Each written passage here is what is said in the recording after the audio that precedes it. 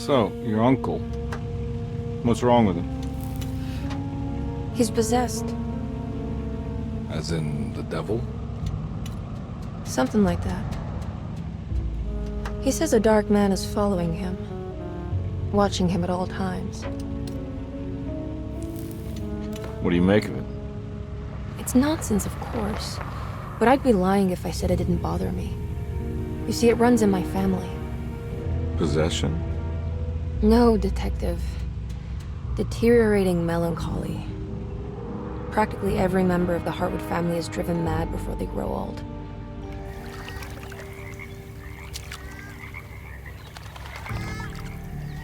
But Jeremy didn't kill himself. Is that why he's at your setup? Despite being convinced that he is truly possessed, he decided to put his last chips on Dr. Gray and his psychoanalysis, figuring he might stumble upon some cure.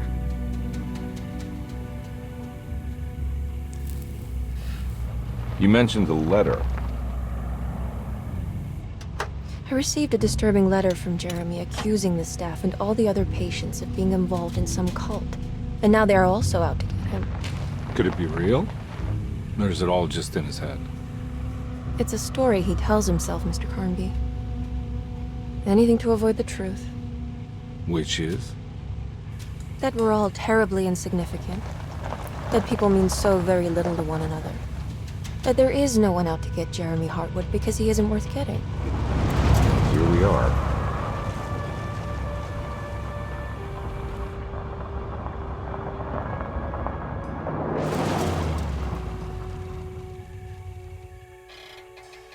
My uncle's not well, Mr. Carnby. I want to make sure he's all right. Then what's my part in this? You couldn't get a cab? I just wouldn't feel safe going alone.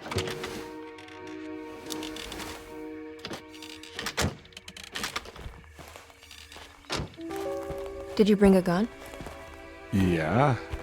You think it'll actually come to that? No. But you might need to wave it around depending on how agreeable the staff will be. What exactly are we gonna do when we find Jeremy? I don't know. Let's just find him first.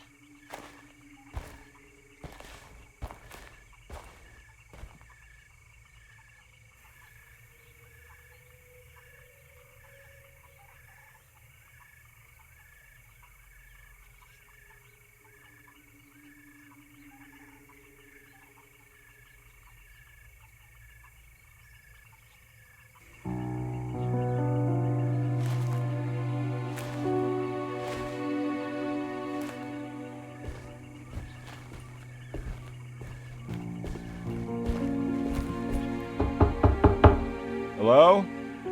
It's so quiet. Where is everyone? This is a big place. Maybe they're on the other side of the house. Stay here. I'll have a look.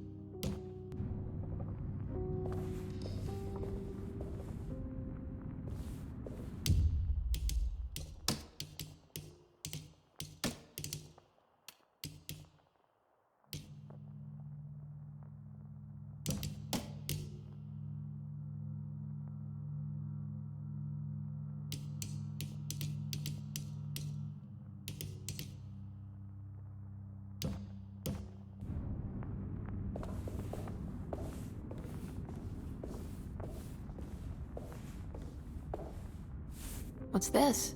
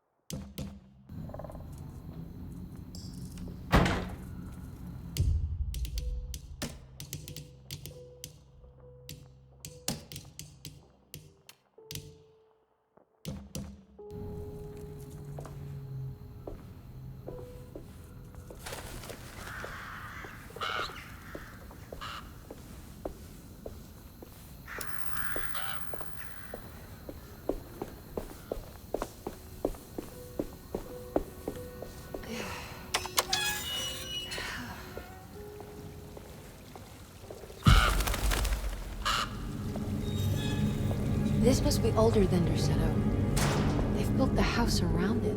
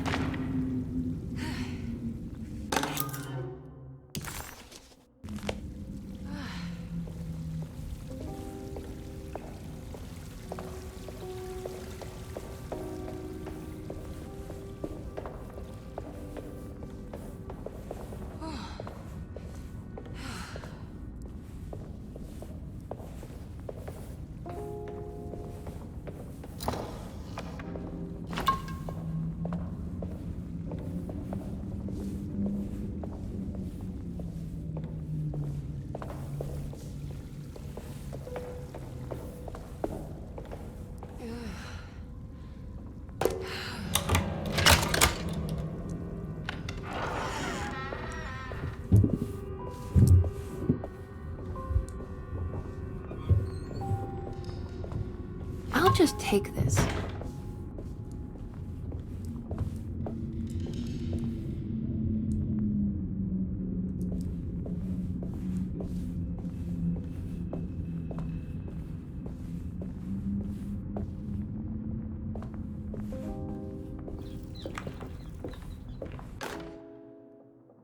Every day your silence weighs a little heavier. It's been a difficult year for everyone, and many have lost all hope. I read in the papers about people suffering.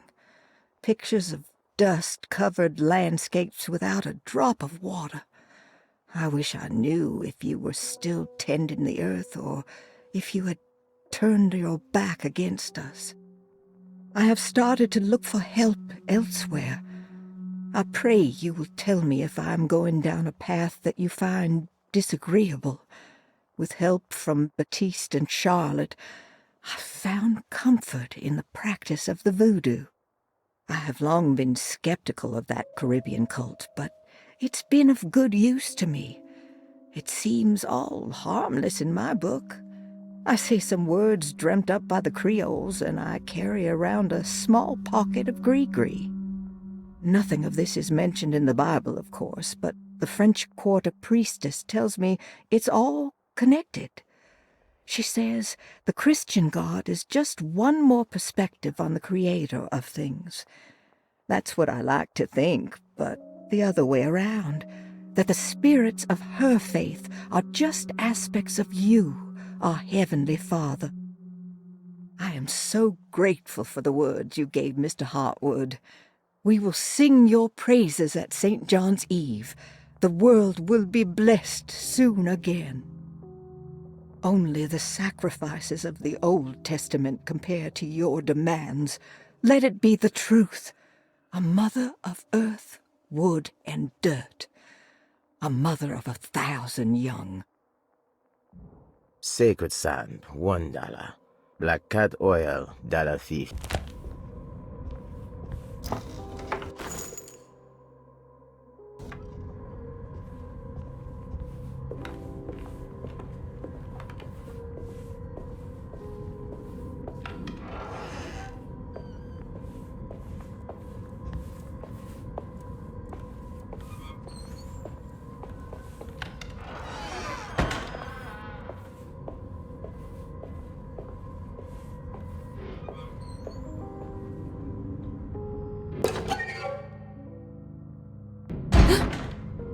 What was that?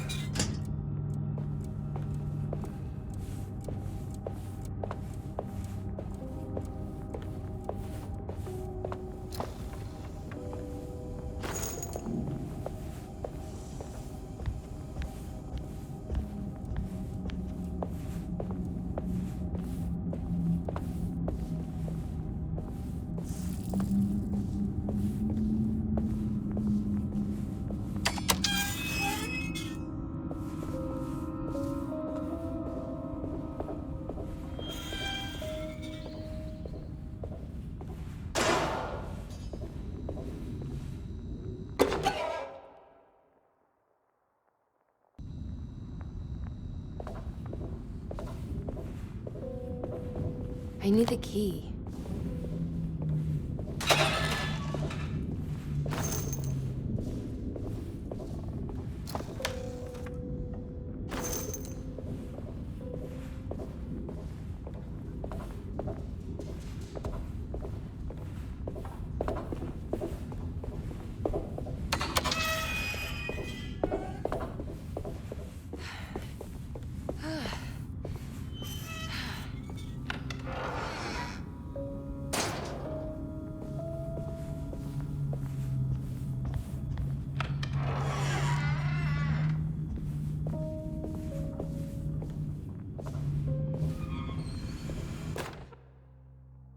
Please do not touch the boiler.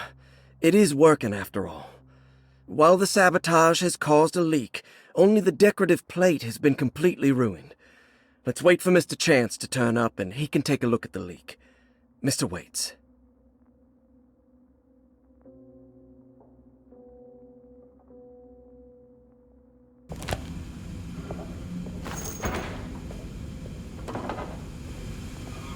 That doesn't look safe.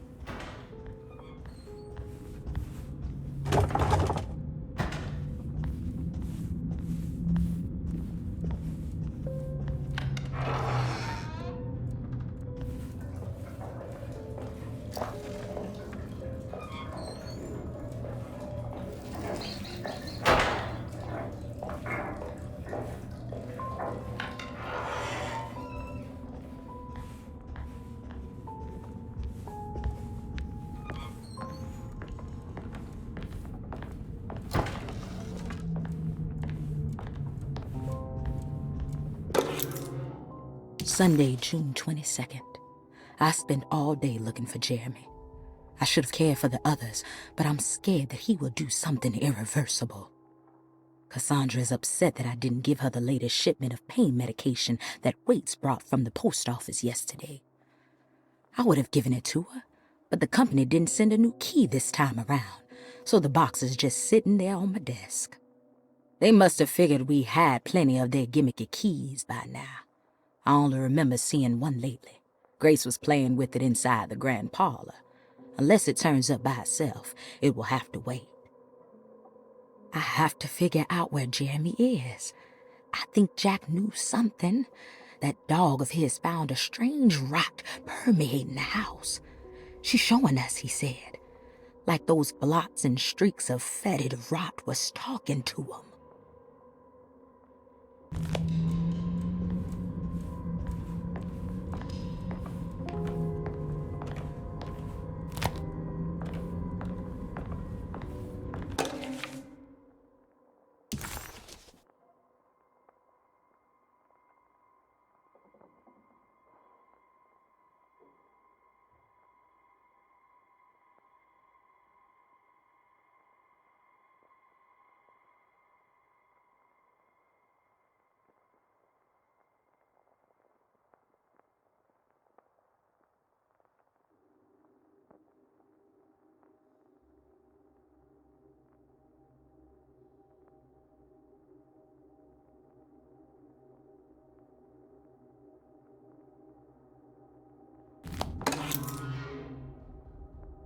Now what's this?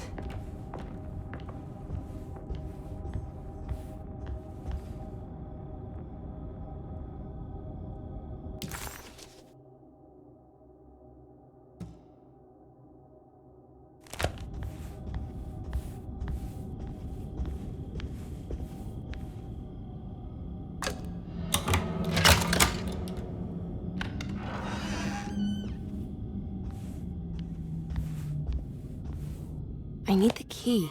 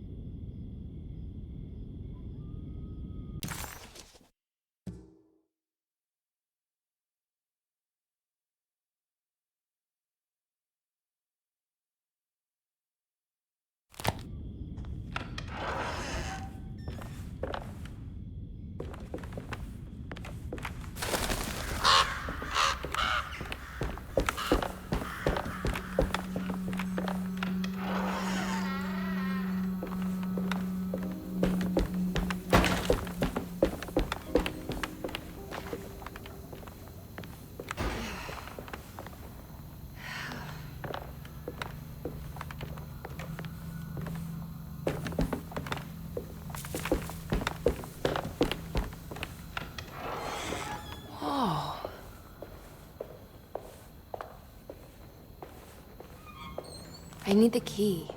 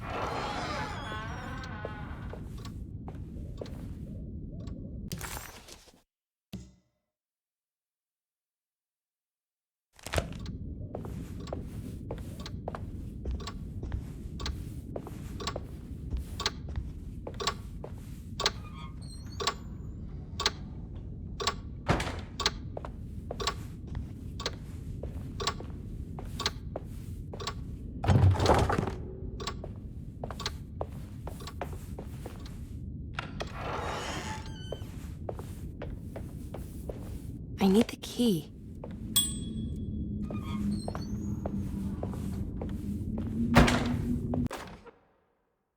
The Great Depression.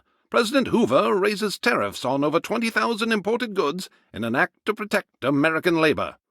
Following the collapse of the Wall Street stock market on October 24 last year, American industry has suffered greatly. Thousands of companies have gone bankrupt and left a large part of the American workforce unemployed. In an attempt to turn the tide, the Smoot-Hawley Tariff Act has been signed by President Herbert Hoover. By regulating commerce with foreign countries,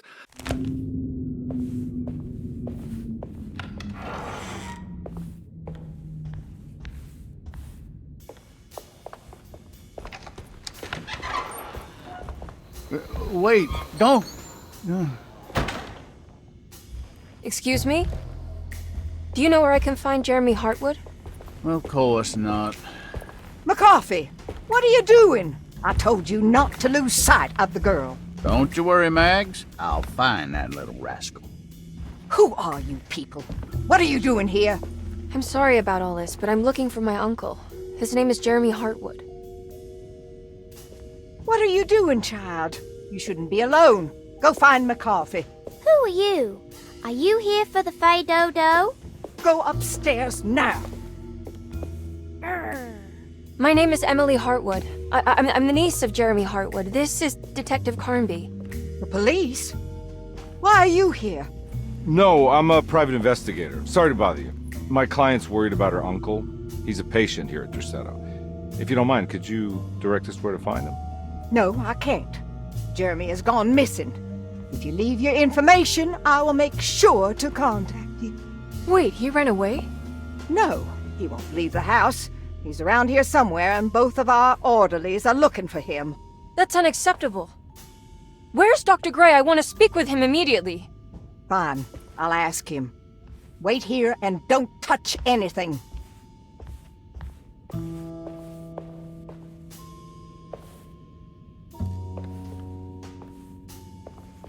Do you want to see Jeremy's room? Can you show us? Follow me.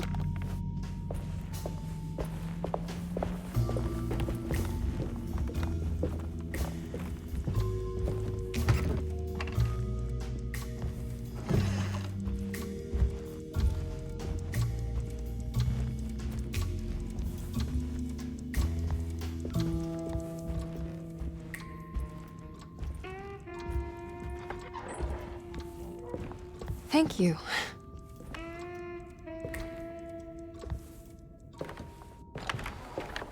Strange kid. Let's look around, see what we can find.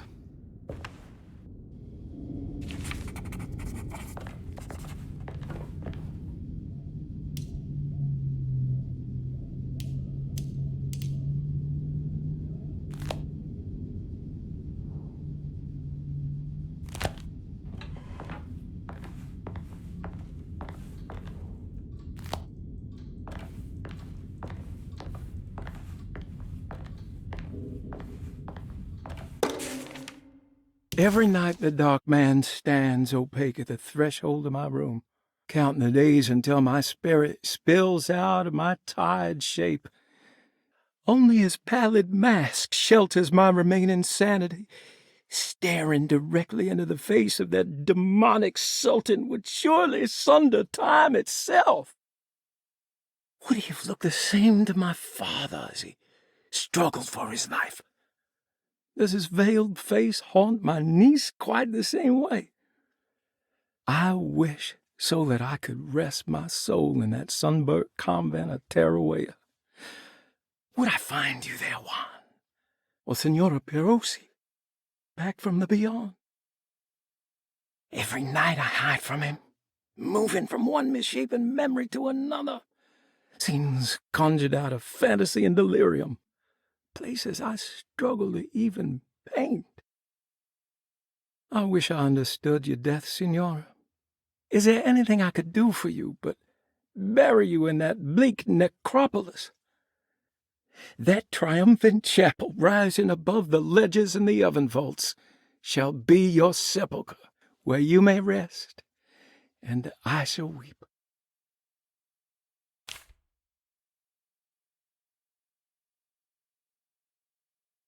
How did you first come to understand such things, Signora?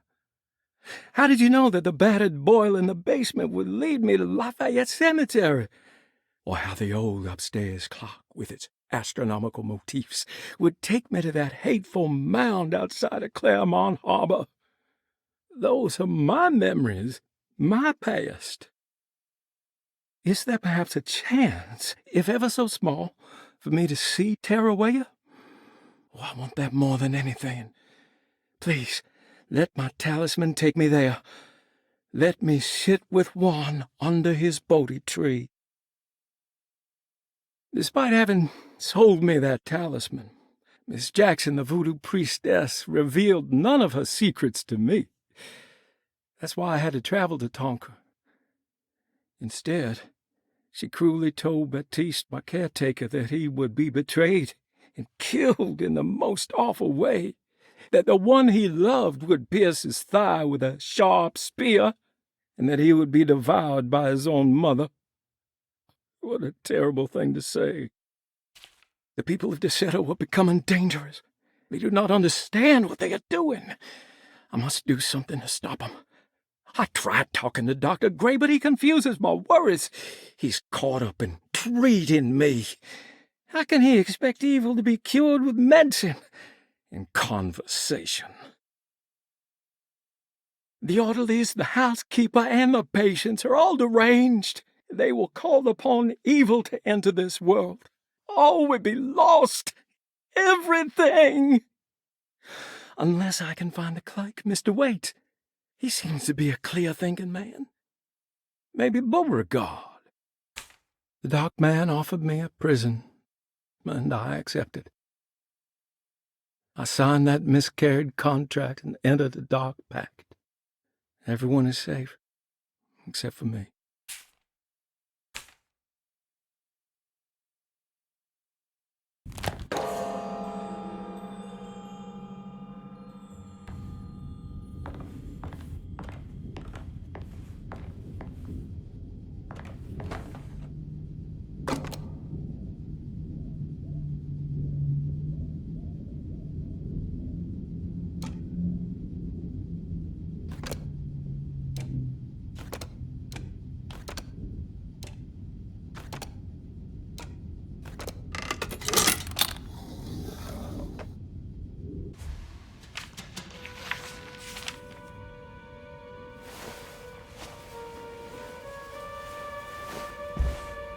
Have you ever seen anything like this? Looks like a talisman. You mean like this one?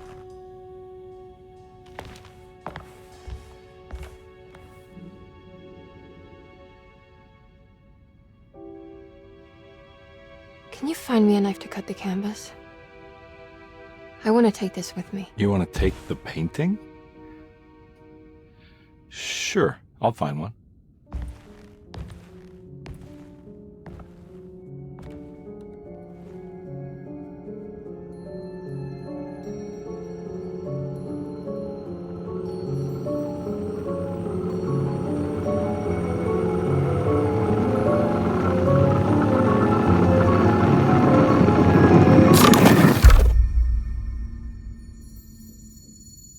I found this tube as well. Should keep it safe for you.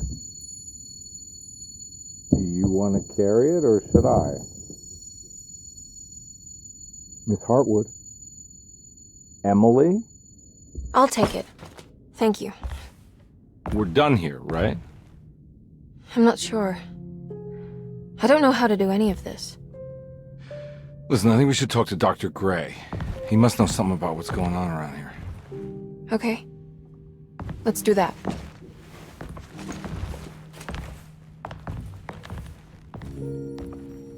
Come on, I don't want to be here all night.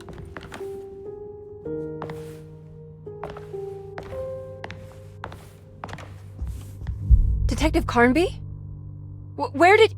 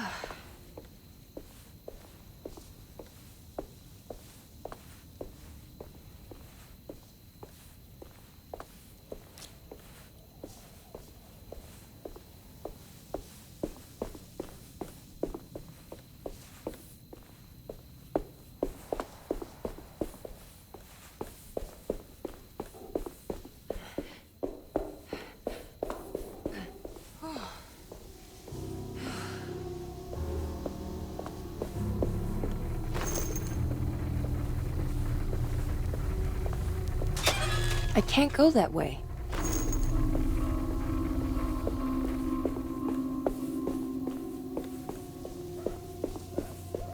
This can't be.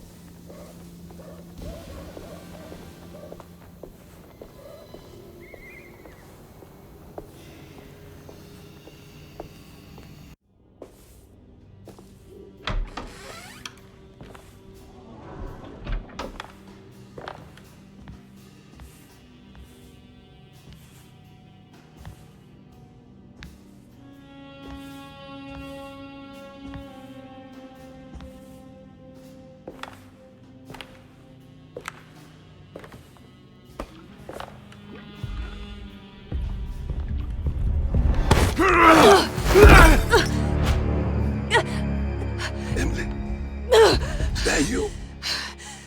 Baptiste? How'd you get here? I was back at Derceto. Looking for my Uncle Jeremy? Jeremy's your uncle. I didn't know. Why would you? You're still working at Derceto? Yeah, both me and Lotta stuck around. We're real orderlies now. You remember my sister Lotta, don't you? What happened, Baptiste? How are we here?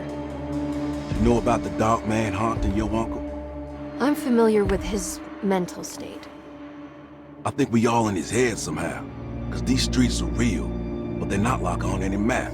Nah, this is like when you remember something, but in the wrong way. Do you know how to get back to Derceto? I'm not safe here. Truer words have yet been spoken, Mrs. Marcus. Don't call me that. It's Miss Emily Hartwood. There's no reason to call me anything else. I'm sorry, Miss Emily. I'm just trying to tell you like it is. This place ain't safe for no one. There's evil hiding in the dark. How do I get back? Only Jeremy knows how. He has this juju necklace guiding him. You mean this talisman? Mm-hmm. Just like it. He says it's been protecting him ever since he got it from Miss Jackson down the street. You know where it came from? Have you been there? I was there no more than 1 hour ago looking for Jeremy. Locked it up to keep the ghouls from getting inside. You can have the key if you want.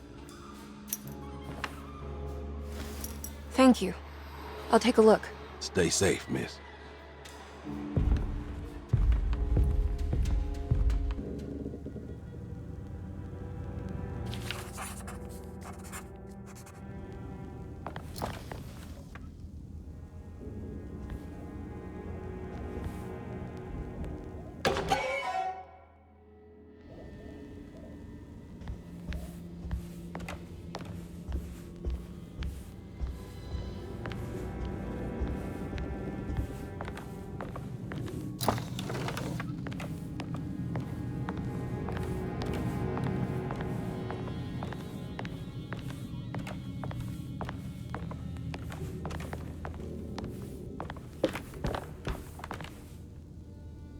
Are you staying here?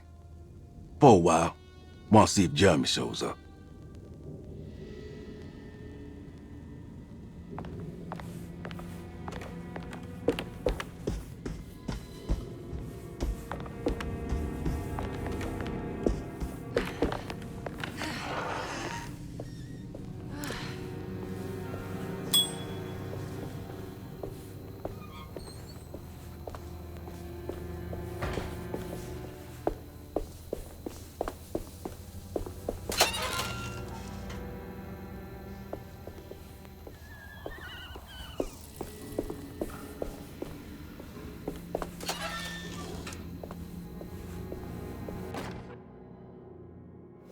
Ah, what's this?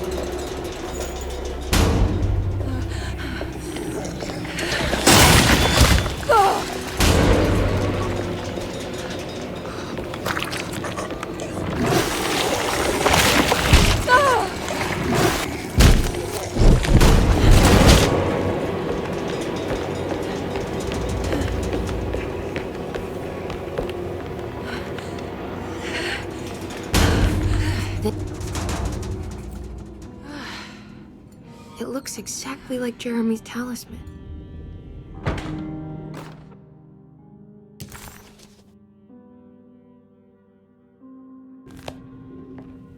I think it's meant to hold the talisman.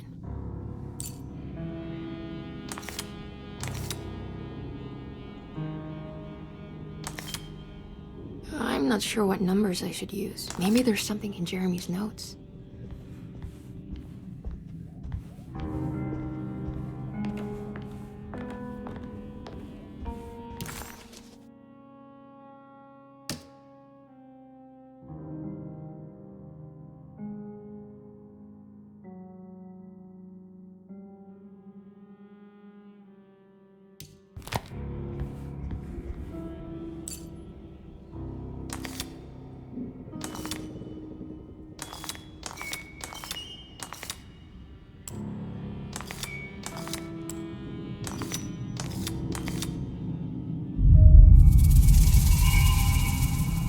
What's that picture in the glass?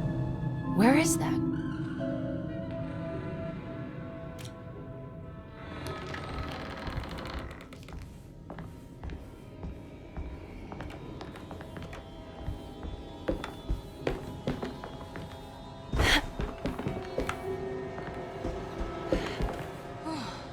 Good to see you again, Miss Hartwood.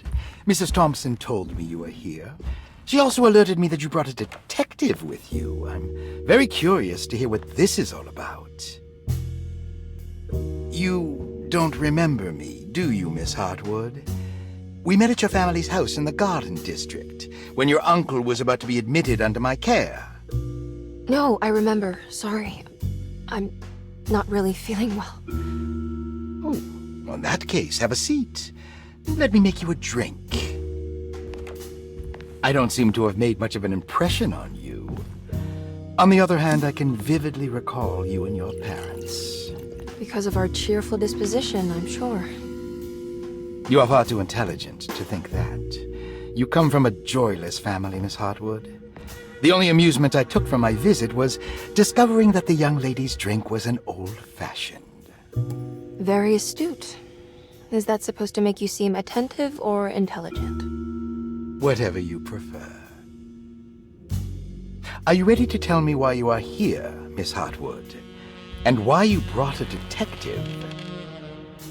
I received a letter from my uncle. He seemed certain that he was in danger here. If I find out you're treating him badly, I'll be taking him back with me to New Orleans. Really?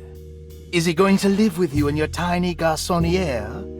That would be a spectacular way to ratify your spinsterhood. Because you are well aware that your father would never let him back in his house. No, I have it. Maybe you can bring him back up north. You've been wanting to move back for quite a few years, haven't you? You always preferred your mother's side of the family.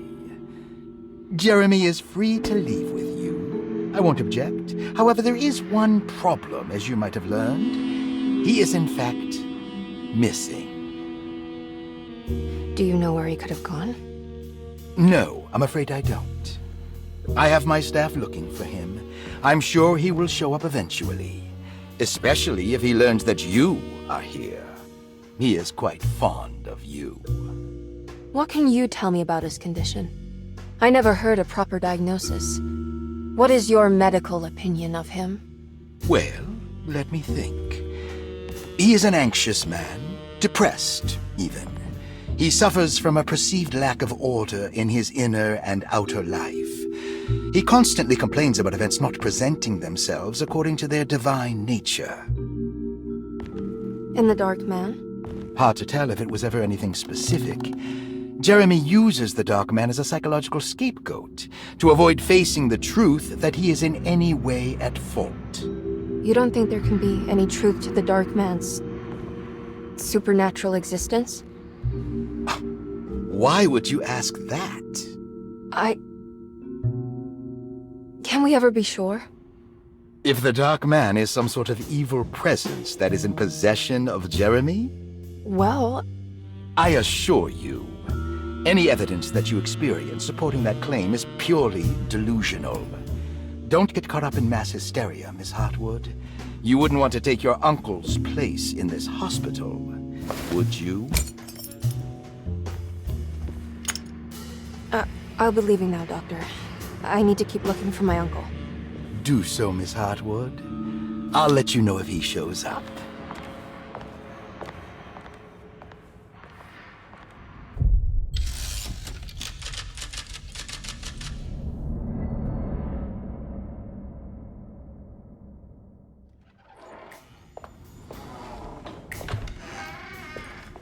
Detective Carnby. God, I'm glad to see you. I was afraid you had left. Me? You're the one who just disappeared. It's hard to explain. I think I blacked out. It was like I went somewhere else. It's okay, miss. You're clearly upset. No, I don't know what's happening. This is a very stressful situation for you, I understand. Ugh, no, you don't understand. Just take a deep breath. Why don't you sit down, smoke some of the Perique? If you want, I could even drive you back to New Orleans. I just want to have a talk with Dr. Gray first. I want to stay. I found a talisman just like the one in the painting. I think I might be able to figure out where Tarawea is, where Jeremy wanted to go. That's great. Just stay out of trouble, okay? Let me handle the investigation. I'm not crazy, Detective. Not yet. Okay, catch you later.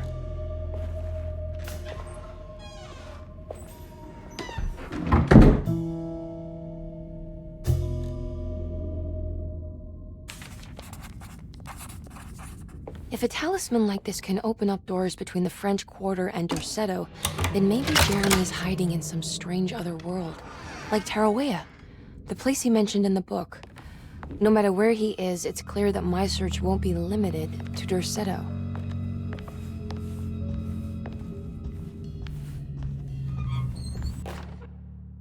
Saw your notice in the boiler room.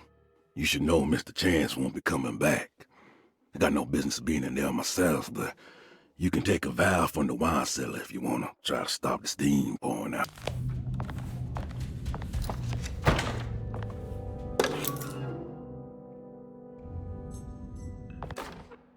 Dr. Elmore Lee Gray is Dorsetto's chief doctor. Accounting and all administrative work is handled by me, Paul Waits. Magdalena Thompson, or Mags, is responsible for the household.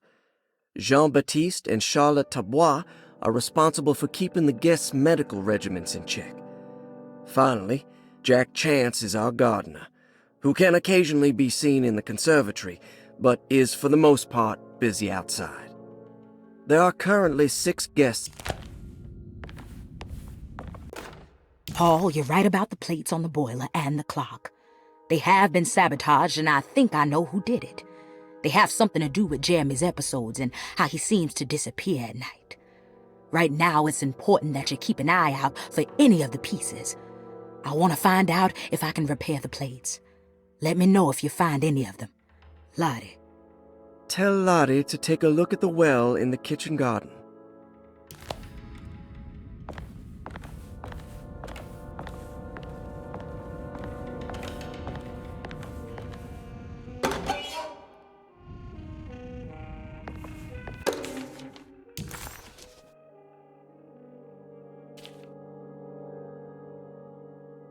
Cassandra Beauregard, the beloved author. Very exciting, isn't it? What do you want to put down for reason for admission?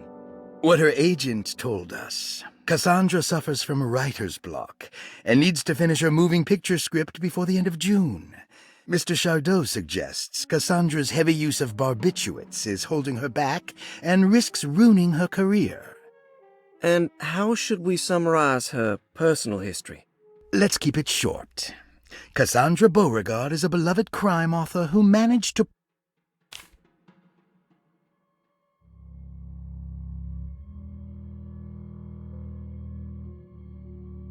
Grace Saunders, 11 years old. Reason for admission? The mother insists on strict supervision by a proper gentleman to avoid further perversion of Grace's adolescence. Personal history? Grace's family possesses modest wealth and status. Her childhood seems ordinary, spending most of her time with private teachers and family friends. Grace's father recently passed away, leaving her mother the sole caregiver. Malcolm McCarthy, 54 years of age. Reason for admission? McCarthy admitted himself to Dorsetto, stating simply that he needs some damn rest. And personal history? McCarthy claims he used to work as a lawyer in Baton Rouge, but says he can't go into details because of some legal dispute. His background remains largely a mystery, except for the occasional clue that he drops in conversation. Huh. And diagnostic impressions? McCarthy is an anxious man. Elisabetta Perosi, 33 years old? What should I put down as reason for admission? Well, Perosi broke into Derceto and was found wandering the grand parlor. She was confused and suffered partial amnesia. She insisted she belonged here and offered to pay for her stay. Right. What do you make of her story? Perosi claims to have been a member of the Astarte artist colony some 20 years ago, a claim that seems contrafactual due to her young age. She looks to be and even thinks she is 33 years of age. That would make her a child at the time. It seems fair to say that Perosi's story is untrue, deliberately so or not. Diagnostic impressions? Do you have it? Ruth Talon, 29 years of age. Reason for admission? Ruth's father wishes that his daughter be removed from New Orleans nightlife for the foreseeable future. He fears that her overly free spirit is tarnishing the family's reputation. Sounds simple enough. Personal history? Ruth comes from considerable wealth. Her family owns several hotels and restaurants. Unlike the rest of the family, her sense of adventure has taken her around the world, including France during the Great War as a photojournalist. The last decade, she has provoked many rumors of being a debauched flapper, bordering on nymphomania. And diagnostic impressions? Despite her father's frivolous reasons for her to be admitted, Ruth does seem to provide an interesting case. She is refreshingly open and doesn't shy away. Interesting. It's all the patient files except for Jeremy's. Looks sturdy. Doubt I'll be opening this.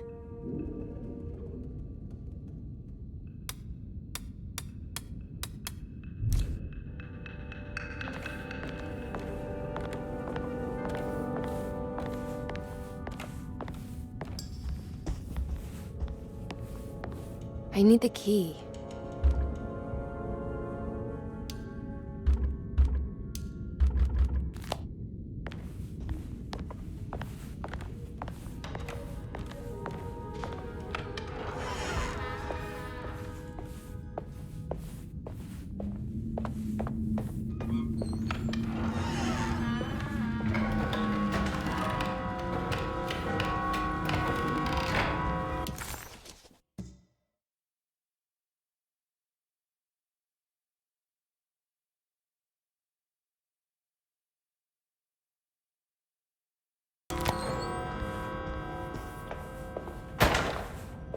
I can't leave. I need to find Jeremy.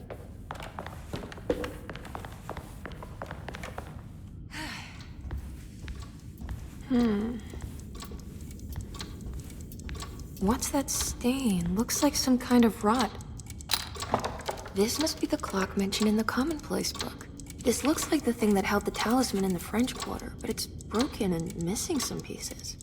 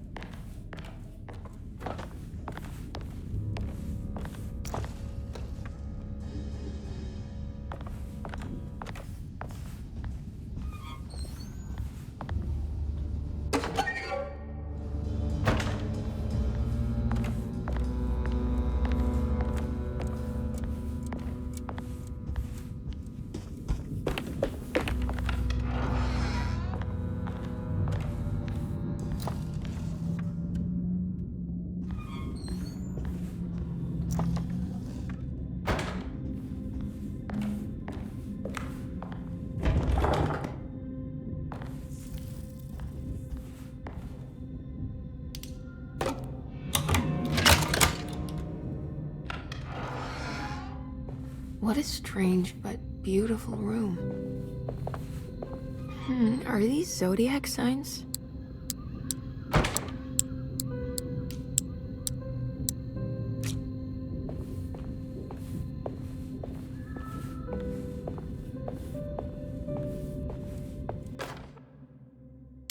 need to remember how to get them out again. They are locked up for good reason. I am sure she is still able to whisper the answer in the ears of the wrong people. But not for long. I will see her burned soon enough. That black goat will be sacrificed to put an end to it all. Then it will all be over. No more Derceto, and sadly, no Astarte. Those good pirates of Pontchartrain. May you still sail the lake, until you find the shores of Hali.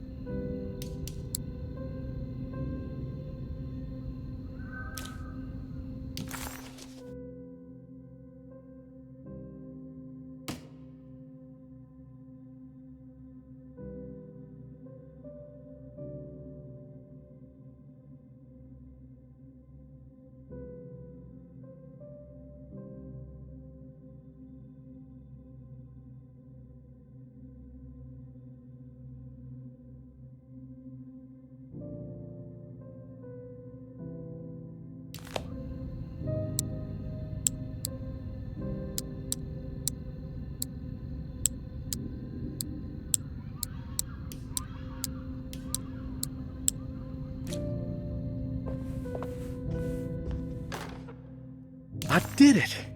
I crossed the thresholds to my intended destination without a focusing device.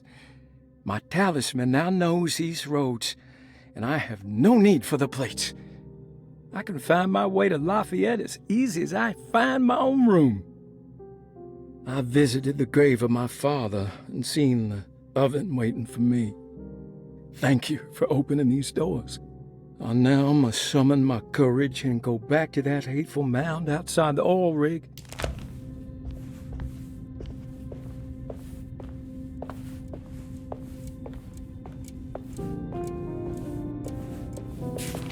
The Astarte artist colony, I'm pretty sure they had a Mardi Gras crew called the Pirates of Pontchartrain when I was a child.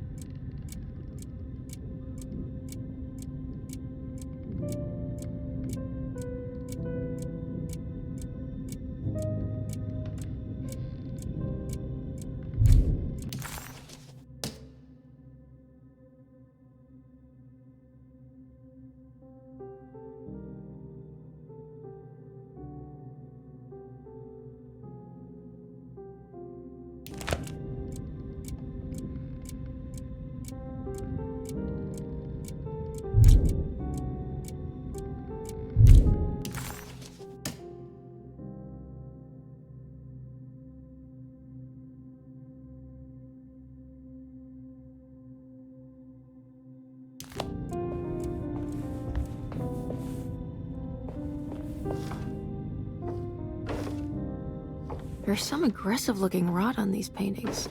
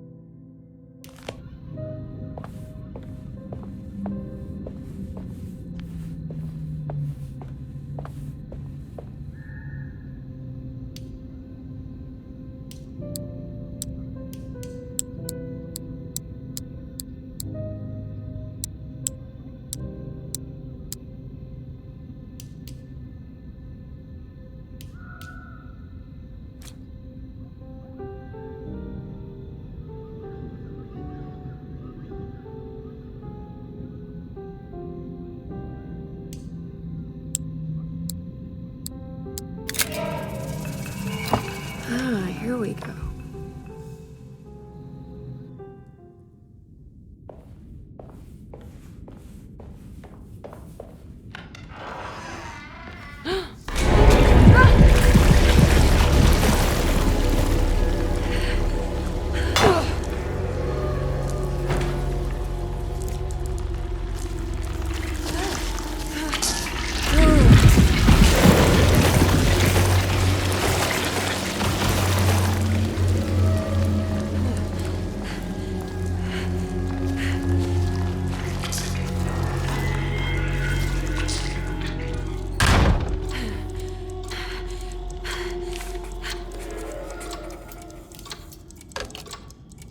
Everything's back to normal. I need the key.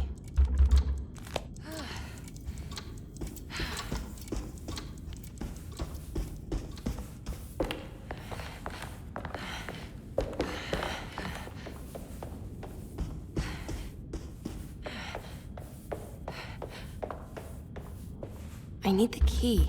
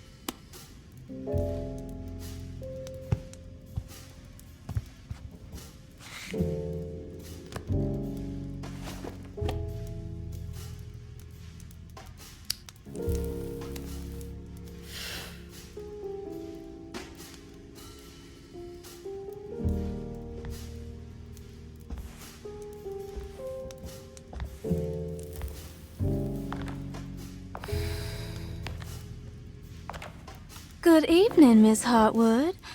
That is your name, isn't it? I would be terribly embarrassed if it wasn't. You're right. Emily Hartwood, Jeremy's niece. Nice to meet you. Ruth Talon.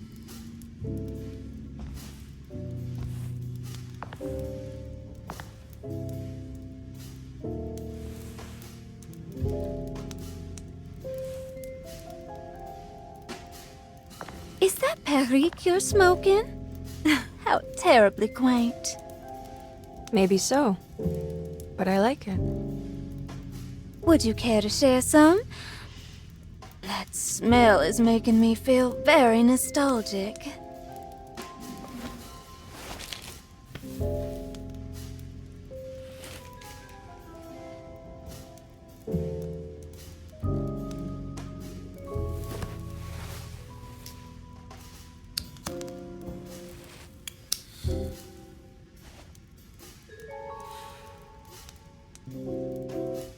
Is it all that you hope for? I enjoy your light mockery, Miss Hartwood. I can tell we would make great friends. How flattering. Too bad you're locked up in this place. Your insincerity is really refreshing. I wish you were mad as I am. Then you could stay. Give it a few years and I might just be. Lunacy is one of my family's few privileges. Oh, good. I'll be looking forward to it.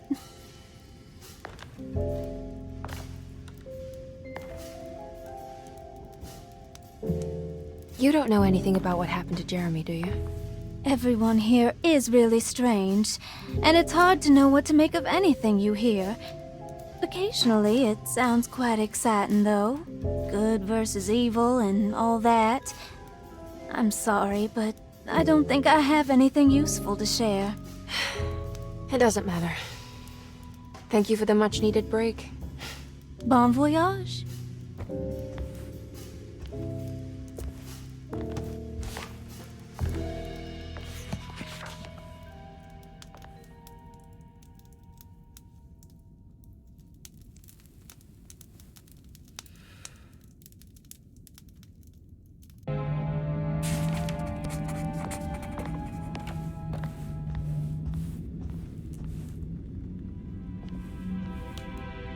Are you reading anything good? A Brightness from Afar by Lord Boleskine? It's actually not bad.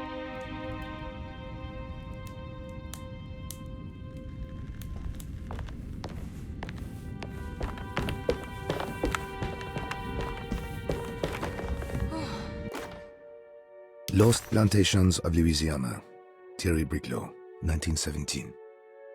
Derceto was a small plantation on the eastern shore of Lake Pontchartrain. The land was considered difficult for industry and was sold for only $30 to Elijah Pickford in 1818. Pickford employed hundreds of workers from nearby New Orleans to clear the woods and build a small plantation mansion facing the lake with a striking Greek Revival temple facade. Derceto kept a modest production of barrique tobacco and indigo that persisted up till the Civil War. During the antebellum era, Derceto was the source of many rumors concerning voodoo and witchcraft. People who traveled the lake reported seeing people dance at night in front of bonfires, bleating and wailing. On June 17, 1862, Captain J.W. Norton of the Union Army recounts leading a raiding party from ships anchored in Lake Pontchartrain in order to seize control of Derceto and free the slaves working there. The captain was surprised to find the workers fighting back with unprecedented zeal. Norton's account describes these men and women as enraged with fanaticism. Pickford reportedly tried to placate the raiders, but was shot in the confusion. Captain Norton left the mansion burning and retreated to his ships with his men. Derceto was left in ruins for several decades. The ownership of the land was long disputed and returned to the Ledoux family in 1901. Several police reports were filed during the following years as the Ledoux tried to get rid of a camp of squatters on their land. The police made several visits to remove the trespassers, but the people kept returning.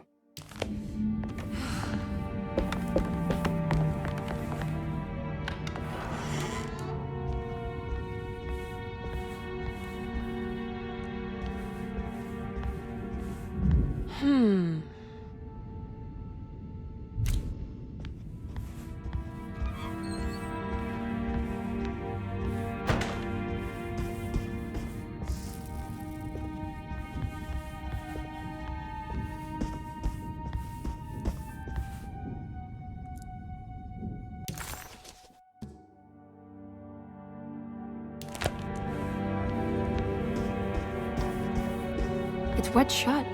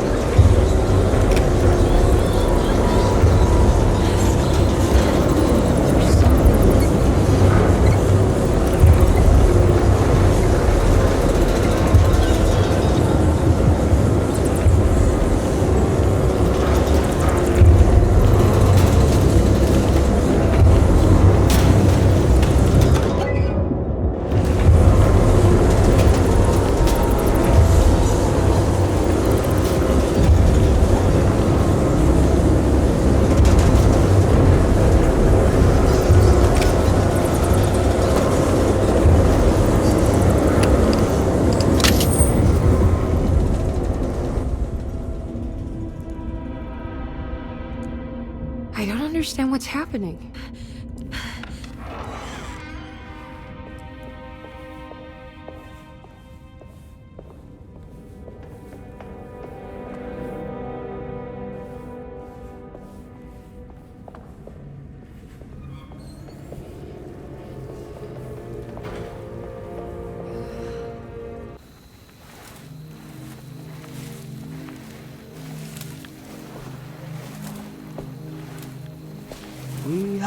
Misaki nante mwen, mumpa misaki nante mwen, men le anjeni man yo deshena.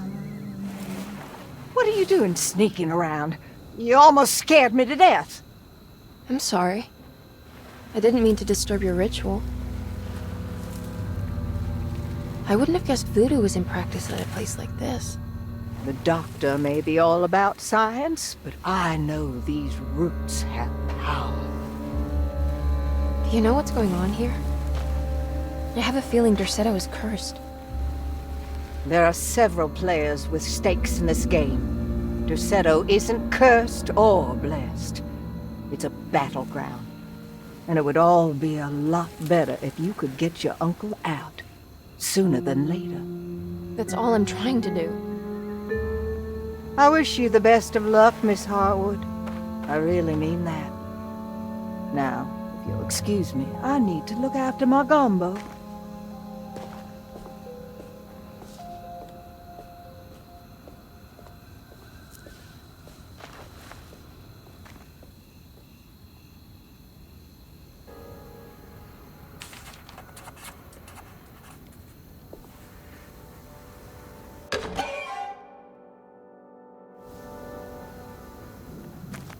What's that?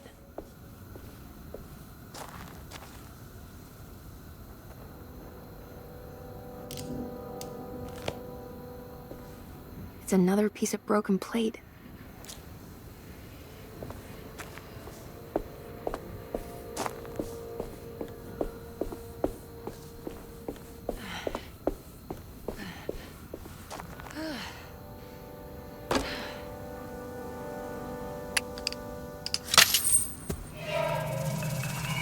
It worked.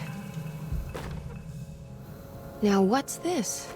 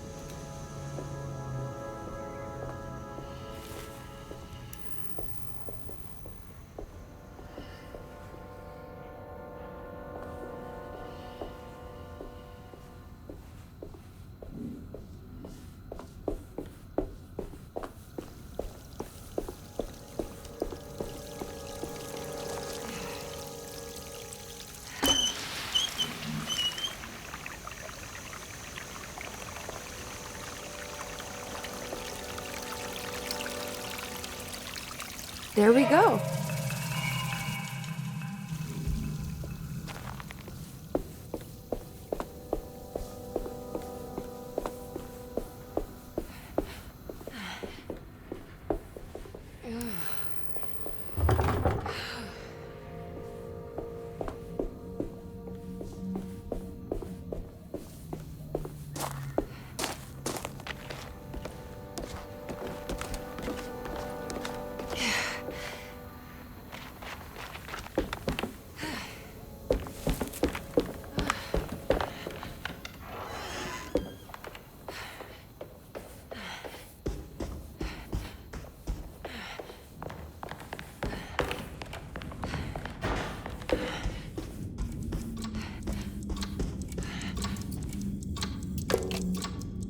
I've seen this somewhere.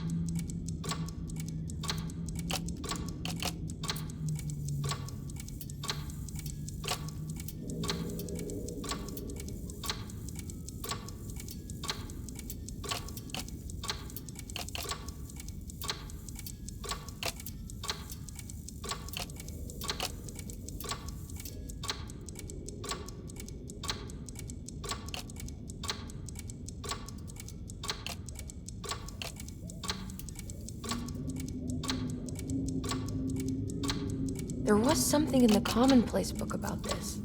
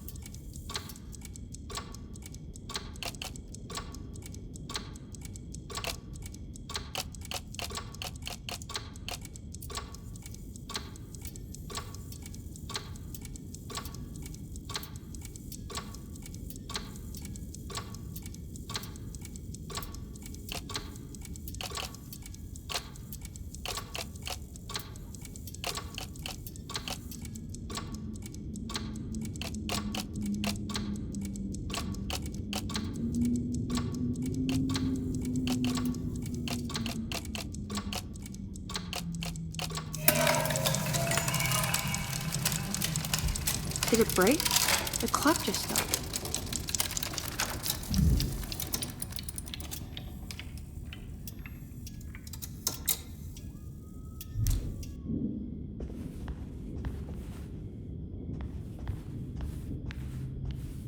Huh.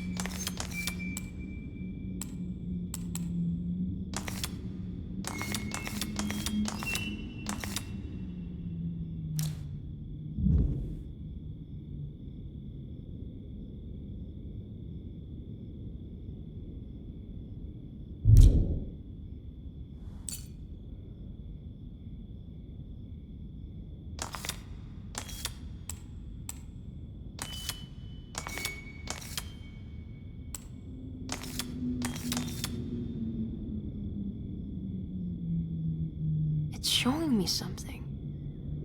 That's just the hallway outside Jeremy's room, isn't it?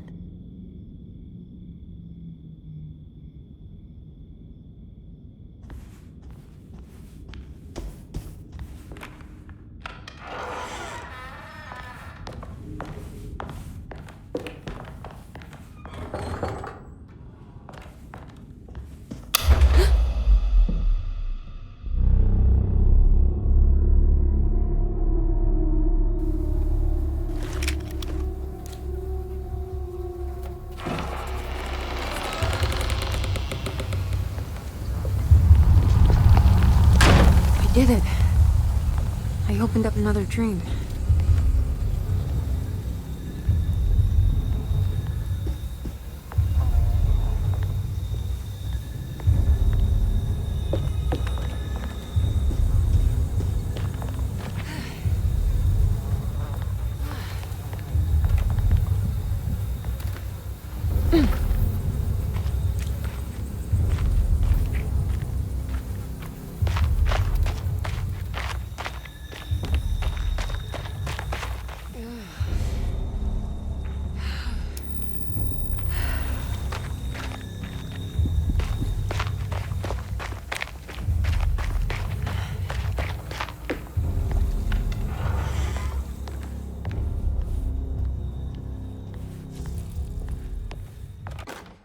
May 1923, Monday. All okay, ready for delivery. Maintenance, oil pump must be serviced. Any tampering causes large spills unless properly forestalled. Tuesday, shipment delayed but delivered. Maintenance, service bridge close to broken. Wednesday, prospectors reluctantly agreed to show the burial mound to Mr. Hotwood, a painter, who read about our finds in the papers. He means to return tomorrow and try to find a way inside. Thursday. Mr. Hotwood's efforts delayed. The workers seemed nervous about his presence. Hotwood promised not to return to the compound. Instead, he has taken up an offer by L'Officier, the riverboat captain, who means to pilot him to the site tomorrow morning. Hopefully that's the end. Work can resume. Maintenance. Bridge from the oil tower to the bayou has collapsed. Sabotage suspected. This is the devil that guides us now.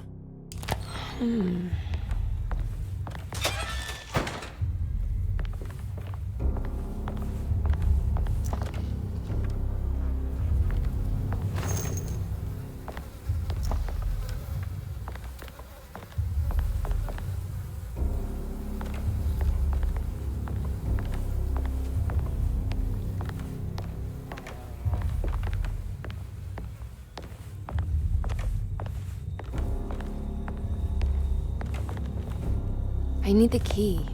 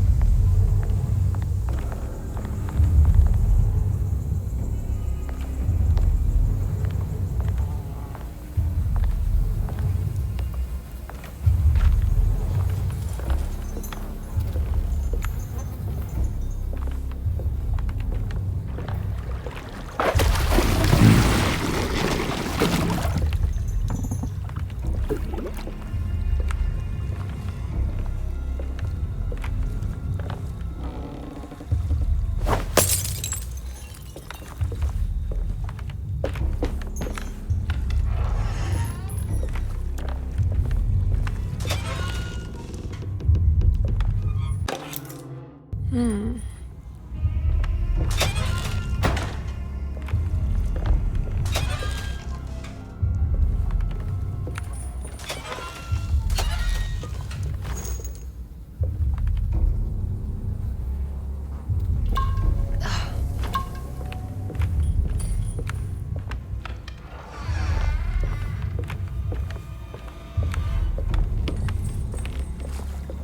something missing.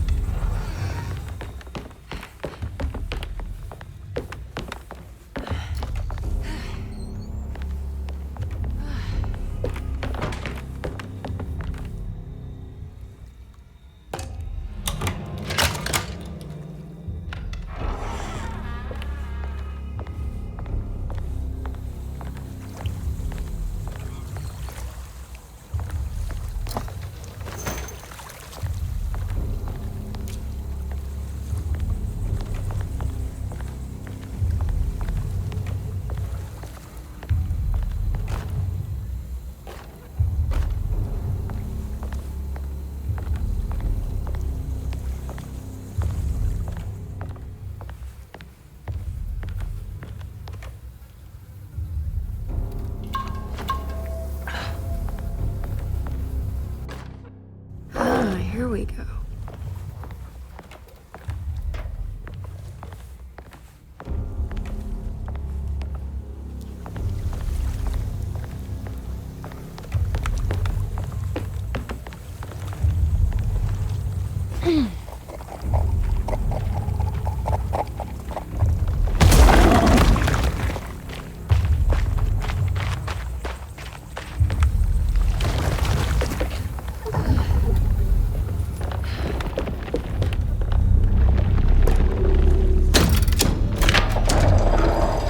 It worked.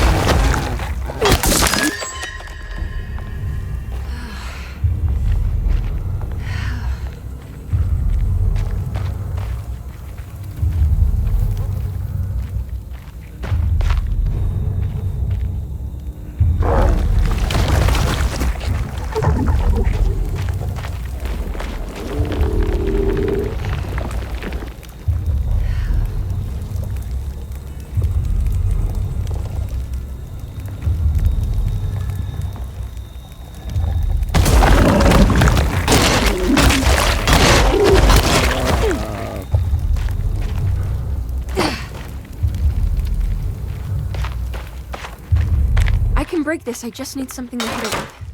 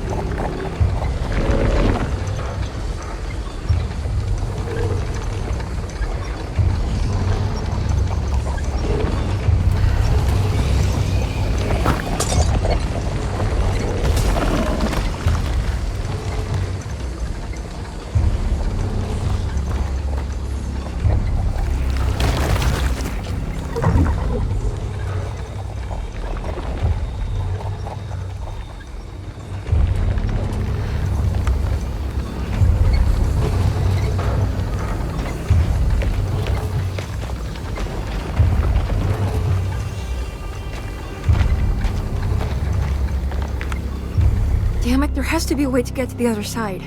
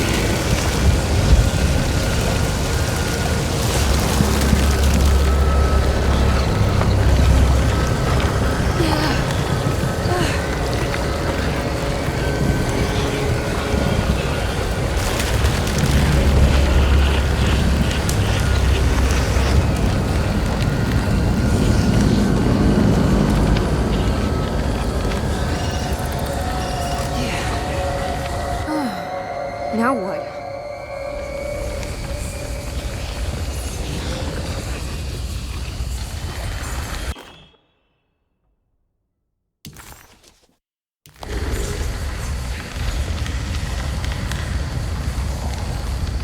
Just don't look down, Emily.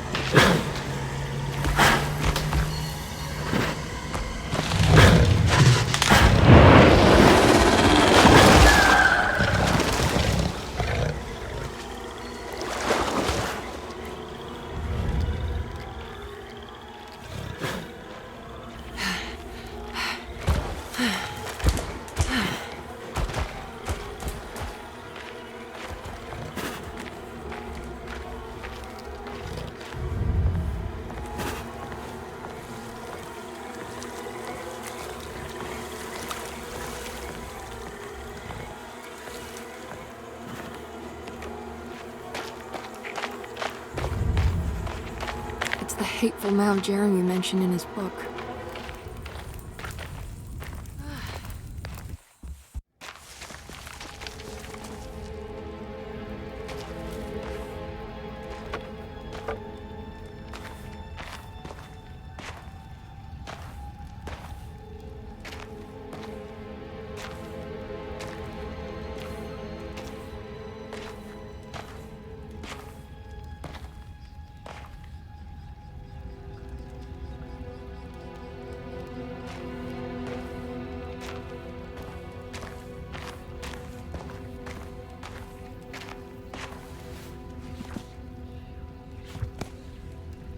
Jeremy, you dropped your...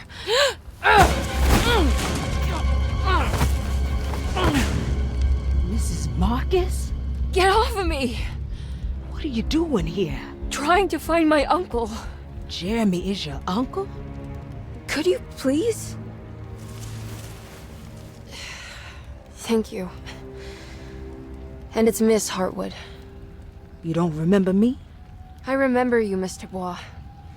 I met your brother Baptiste earlier. I suppose he hadn't found Jeremy either then. We spread out to find him. Can I have this? I'm trying to get to Tarawea. Fine, believe the rest. I just want Jeremy to come looking. We have to leave before it comes inside. What? Where? Come quick!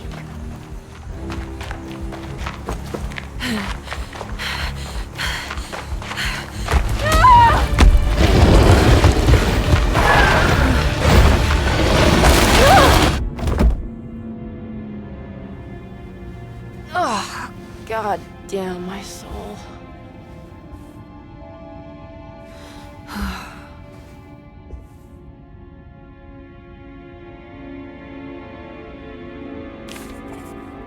I'm back at Dorsetto.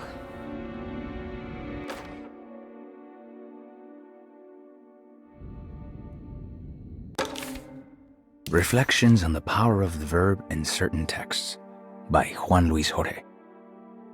To act is in itself divine. Even the slightest movement of our hand is evidence of our soul in motion. Yet our free will is so easily overwhelmed by the dullness of everyday life. Our actions become rote and rigid, in spite of luxury and comfort. True divinity is found in the choice of leaving the stage where we all perform. People who discover this freedom unexpectedly will be struck by the terror of this revelation and become paralyzed, or worse, turn to suicide. However, if you are able to weather that storm, you will discover that there is a divine path beyond that fear. There is a chance to dismount your destiny and make something new. Something that hasn't been planned for or predestined. There is difficulty in explaining this type of...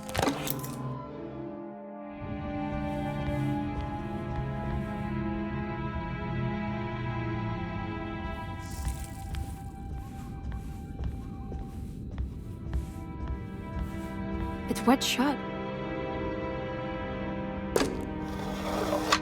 It worked.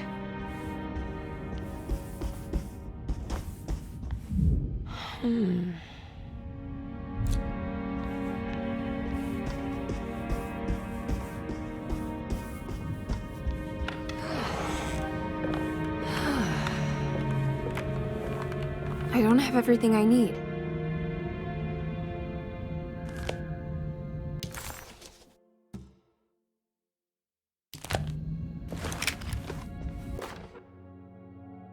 The Barlow lens. Instructions. To double the magnification of your telescope, simply fit this Barlow lens to your instrument. Then operate the fine tuners to adjust the distance between your lenses. This is easily done while looking through your eyepiece. Simply search for a position.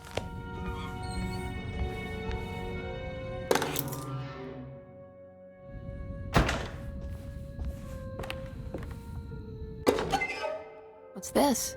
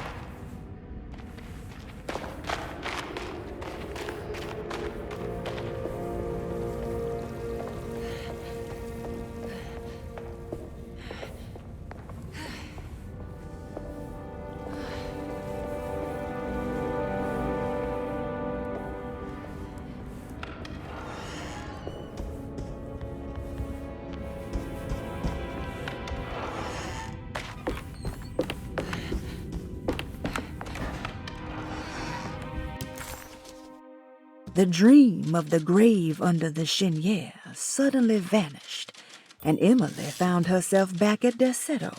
Instead of Jeremy, she found Lottie, who, just like her brother Baptiste,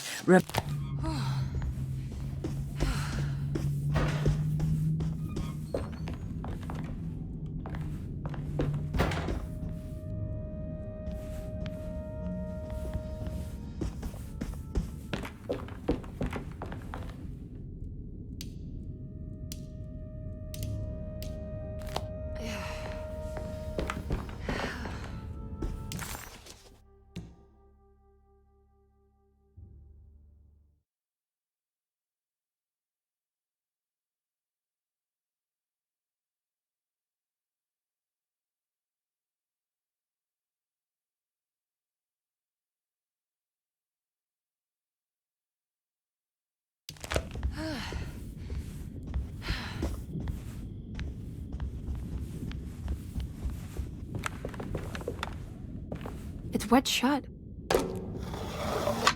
It worked.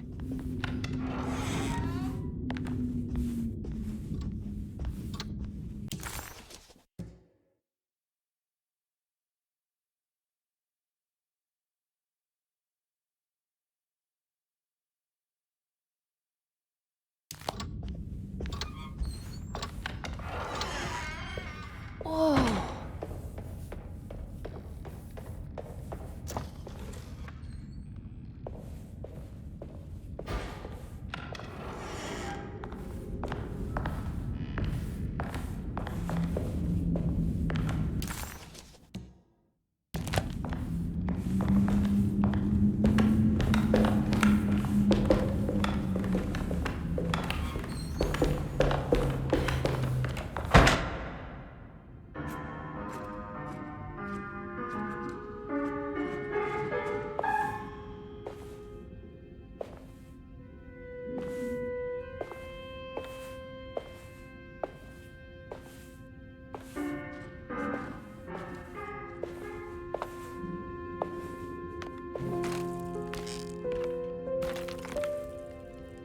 Do you teach piano as well? Huh? You're a governess. Did you teach those clawing Casino kids how to play the piano? How do you know about that? Just because grown-ups don't notice children doesn't mean we don't notice you. Yes. I taught them some piano. Are you any good at it? Not good enough to play a broken one. It fell from the attic. Brought half the ceiling down.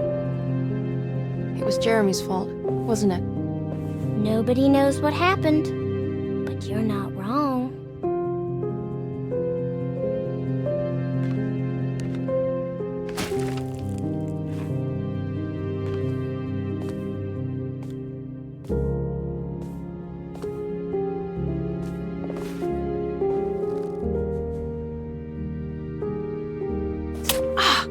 What are you doing?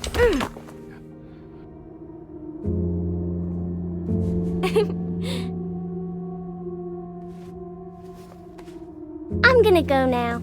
See you around.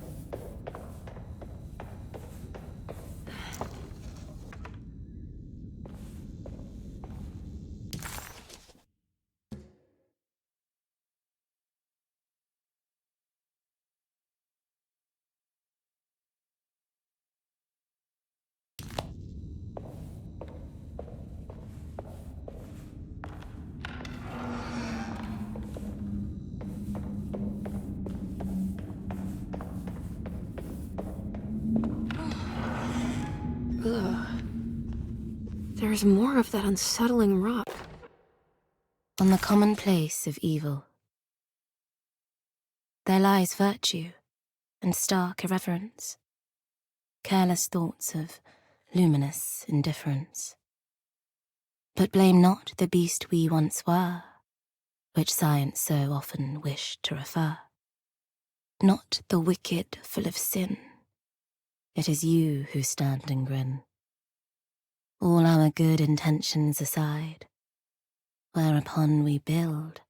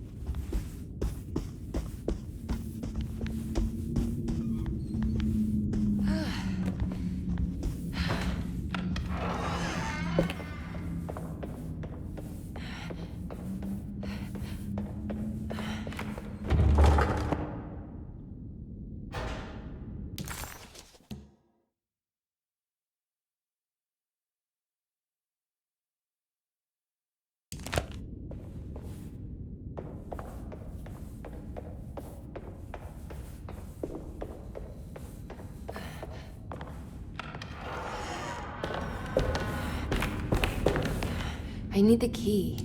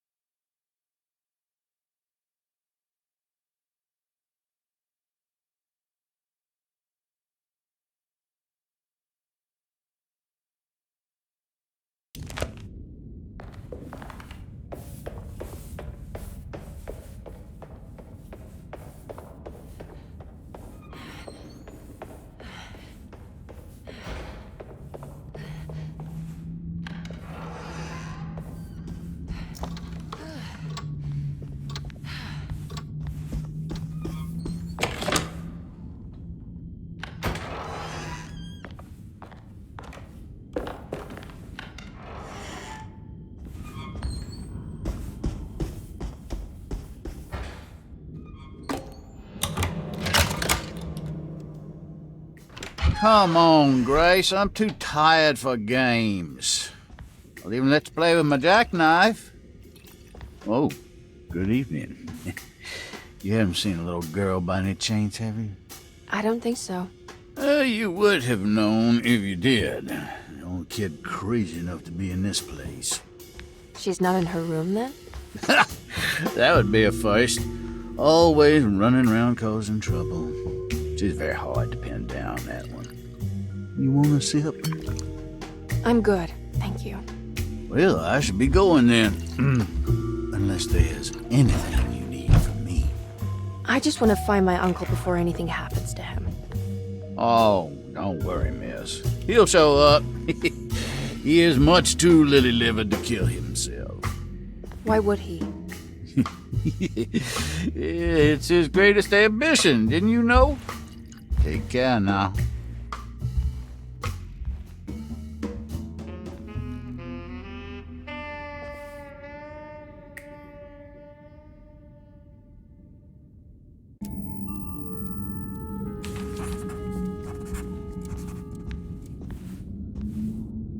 There's something missing.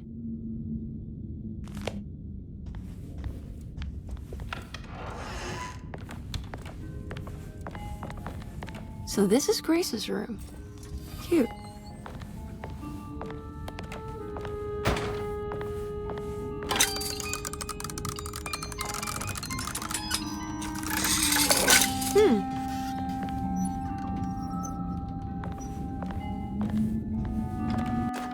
Don't you worry, Grace. Go play your game, bleat and bellow with the others.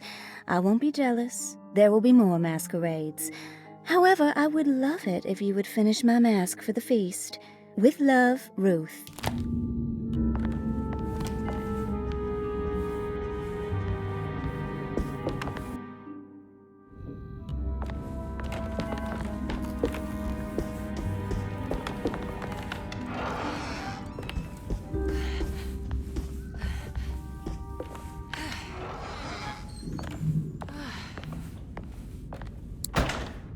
I think I've seen this somewhere.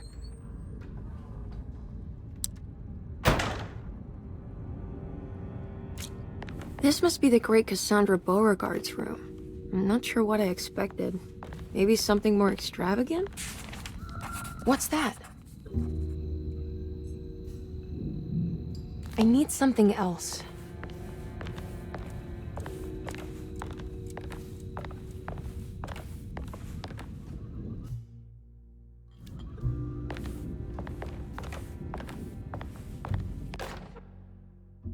Miss Beauregard, I picked up your medicine at the post office today. As you understand, it needs to be administered by the orderly.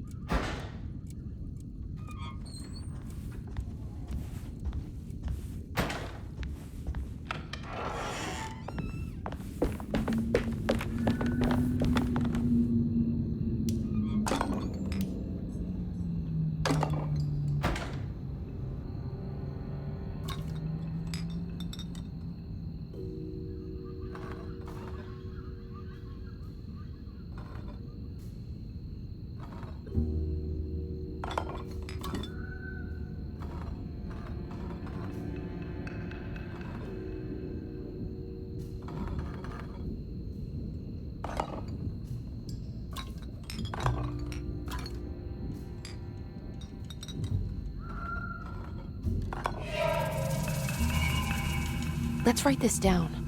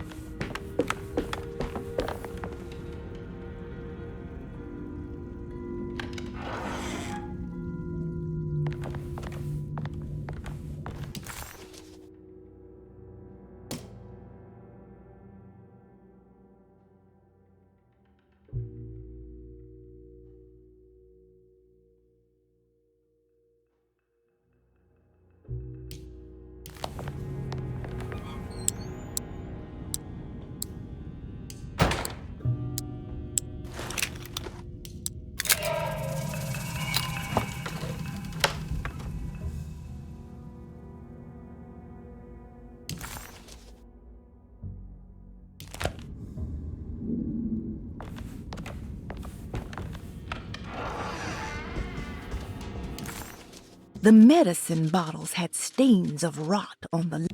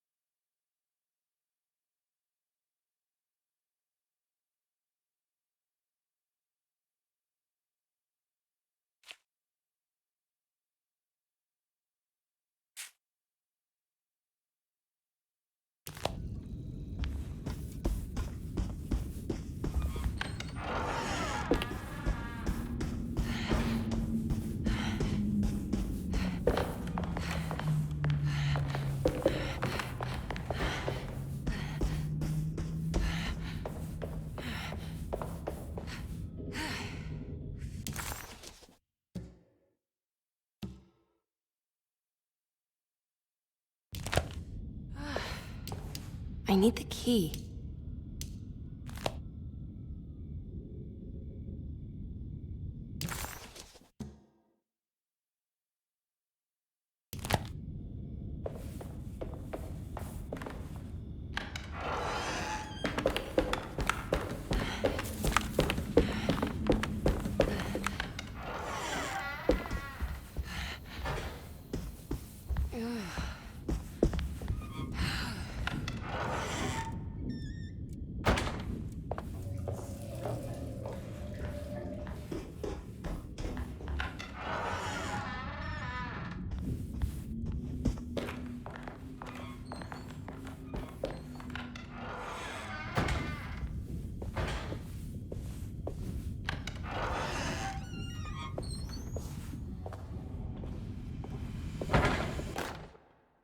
You know, Mr. Waits, I saw a piece of the plate that Liza broke.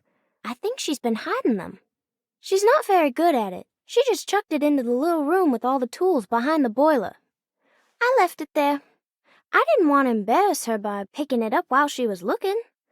We went upstairs instead and played backgammon. I let her win, because she's so unhappy. The piece looked like the one on display in Cassandra's room.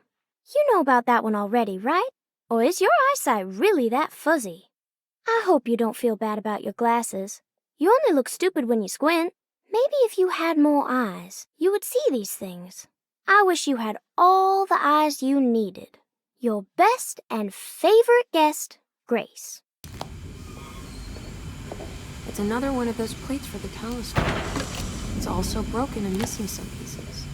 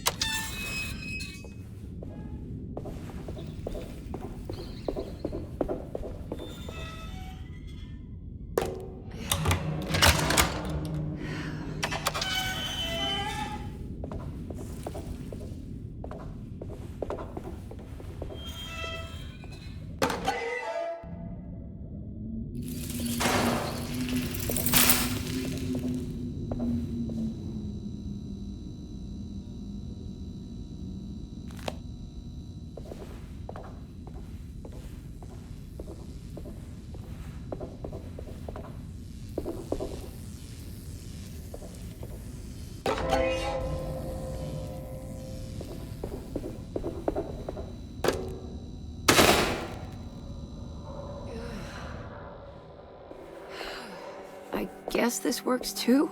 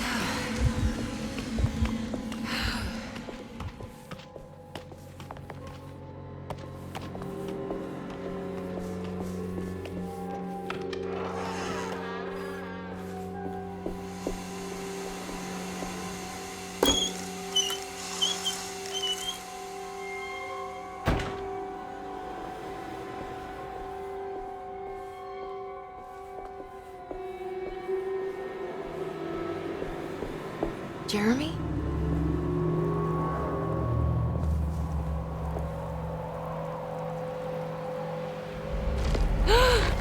What the hell is that?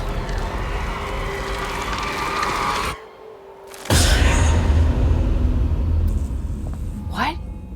There was a dead body in here. Did I just imagine that?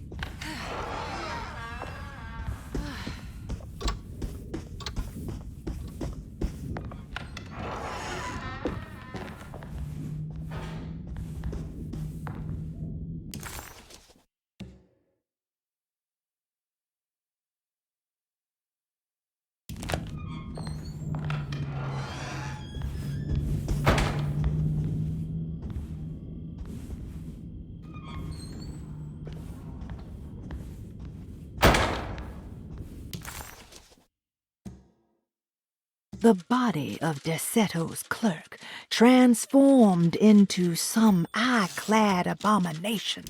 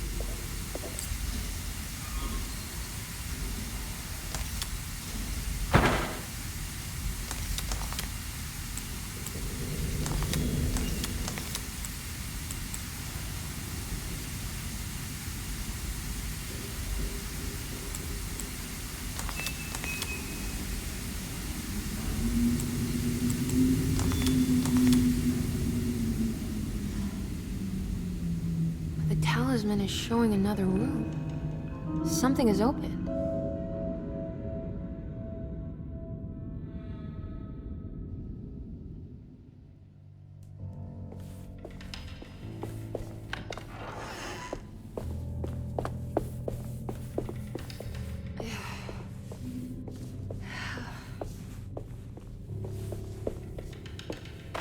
It worked.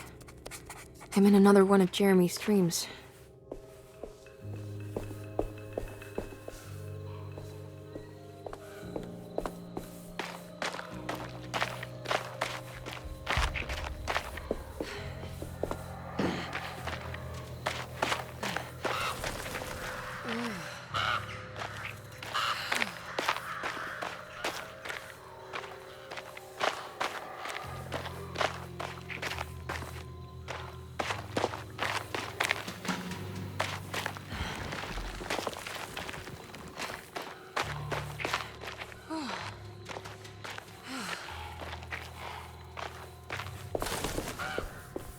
It's been a while since I visited the family tomb.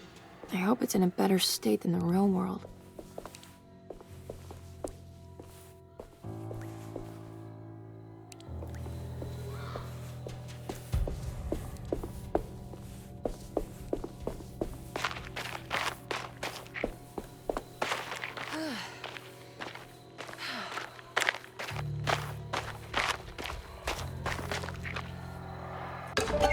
What's this?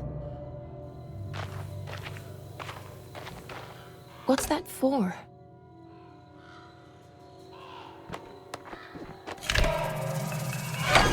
There we go.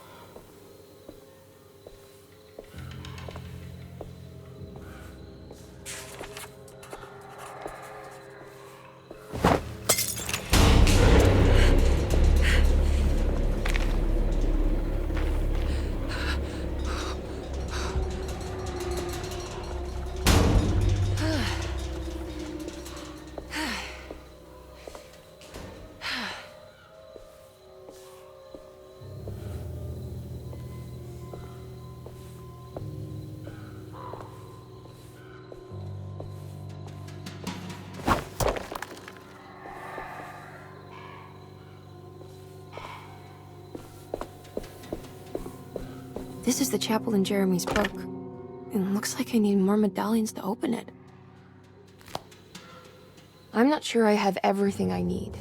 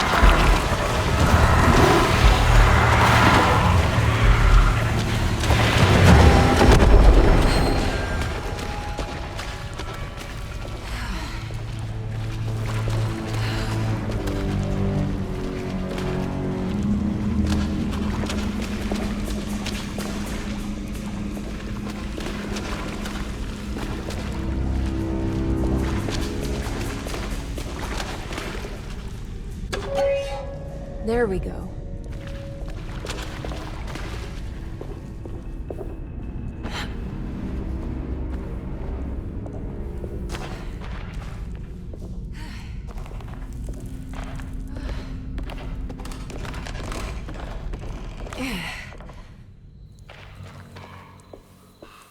I made it out.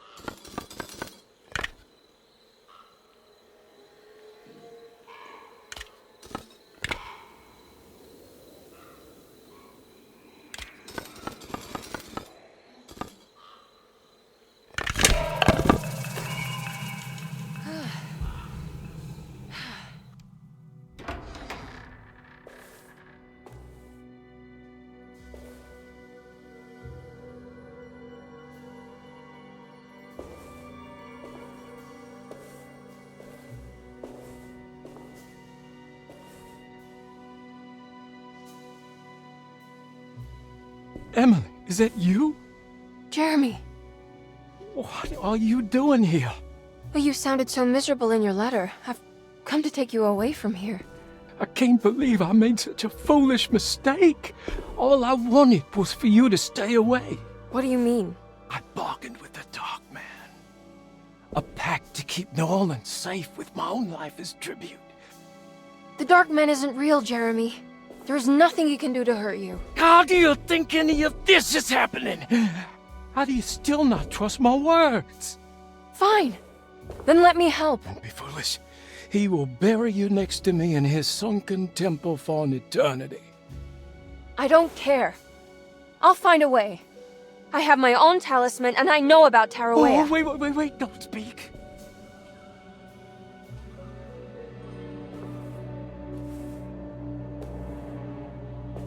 Who's in here? Show yourself. You know who, Emily. He took your grandfather. No, I mean it. Who's in here? I can feel someone's in here.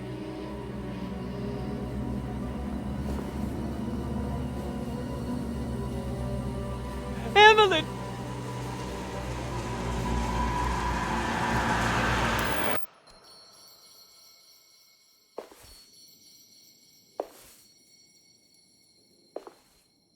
Tarawea. Why do you want to go there, Jeremy?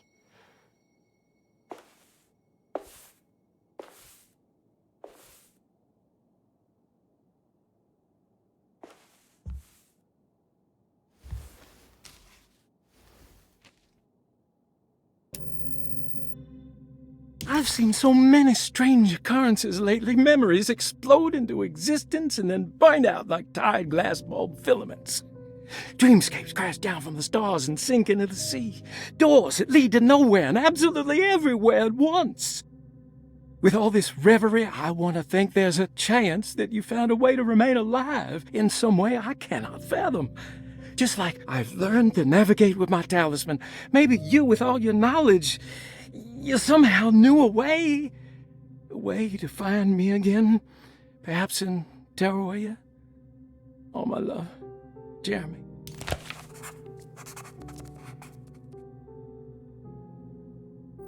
I need to find out more about Jeremy's pact with the Dark Man. She was beautiful. I wonder what happened to her.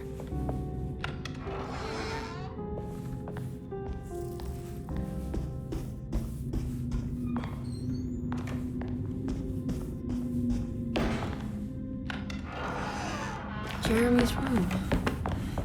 All back to normal. It's a telescope lens. Oh, why would he lock it in here?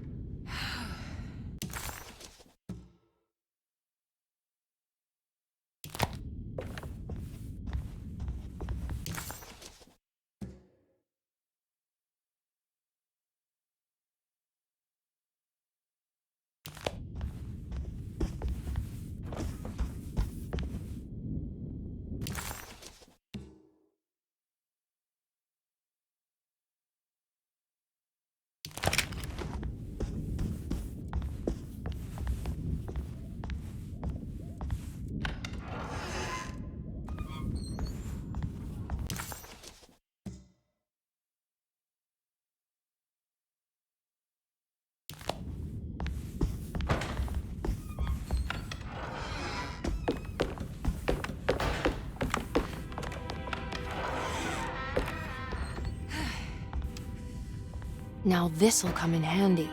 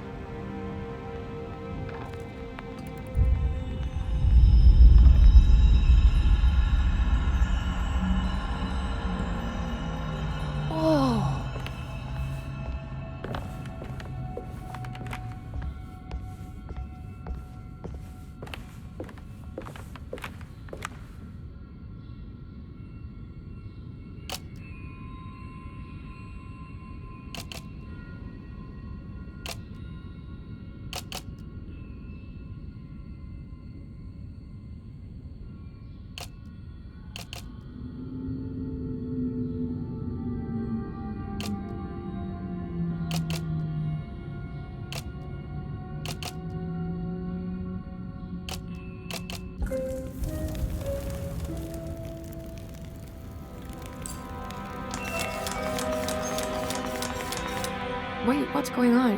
It's entering the numbers by itself? Okay, great, so where is that?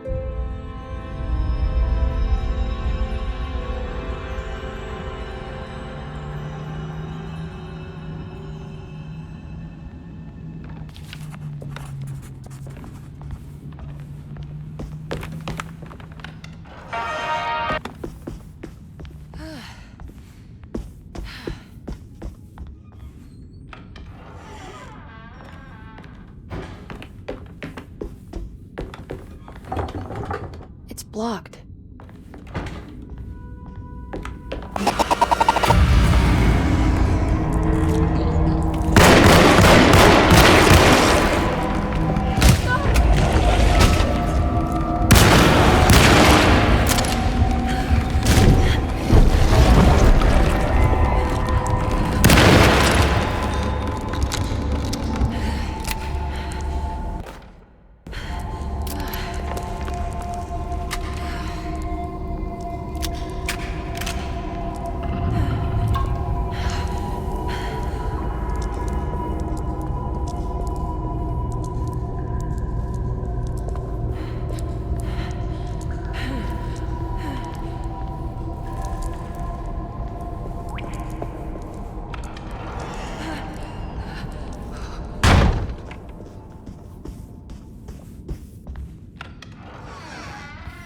Okay, that wasn't so bad.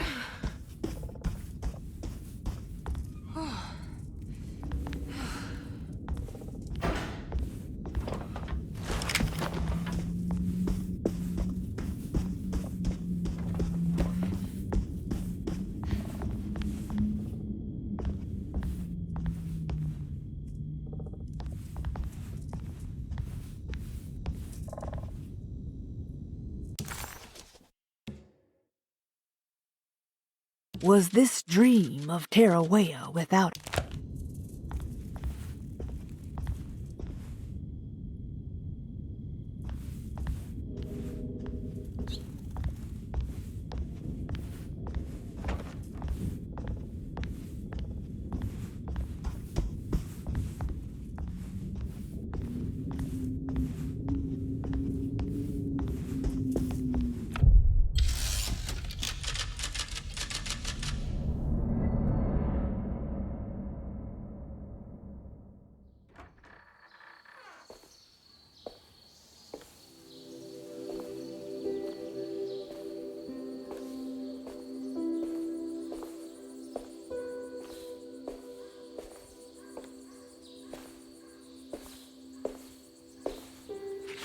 You should not have come, Emily. How do you know my name? Have we met? In a manner of speaking. As a manifestation of Yermi's deepest desires, I am to you unfamiliar. Yet I know of you.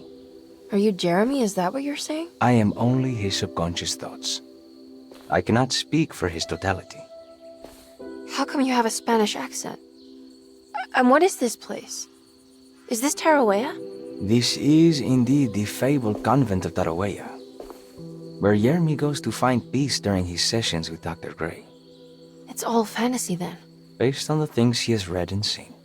And that includes you. Yes. My name is Juan Luis Jorge. Yermi once read a book of mine. It stuck with him. Can you help me break the pact with the Dark Man so we can leave Dorsetto? Yermi doesn't want you to. He wants to honor his word to the Dark Man. Why? What's the point? I don't understand what the pact is for. The people of Dorsetto are calling upon evil to enter this world. Your uncle offered his soul to the Dark Man to contain this disaster. What? No, that doesn't make any sense. The pact will be fulfilled at dawn. As the sun rises, Yermi will forever be entombed in his sunken desert temple. As promised, the Dark Man shall quarantine and starve the evil inside Dorsetto. What about all the patients and the staff? They will not stand a chance. That's unacceptable. How could Jeremy agree to this? Desperation, of course. Yermi did not choose martyrdom lightly. Well, nothing is lost yet. I'm sure I can find a way to break the pact and save Jeremy. And hopefully the people at Dorsetto. What even is this evil you're talking about? I don't know much. I think some nightmarish entity from the bayou. I'll just have to deal with that later. First, I have to get Jeremy out of his deal. What? Did you run out of arguments? You're actually quite inspiring, Miss Emily. If we put Yermi's feelings aside, I would have to say I agree with you. Really? You might just be able to save the old man from himself. I think you should take a look in the convent library. Try to find the truth about Yermi's relationship with the Dark Man. Okay. You should know that you won't be alone in those grand halls. The Dark Man has been reading those books for years. He's here? You'll have to be very careful. Of course. I can be careful. Good luck, Miss Emily.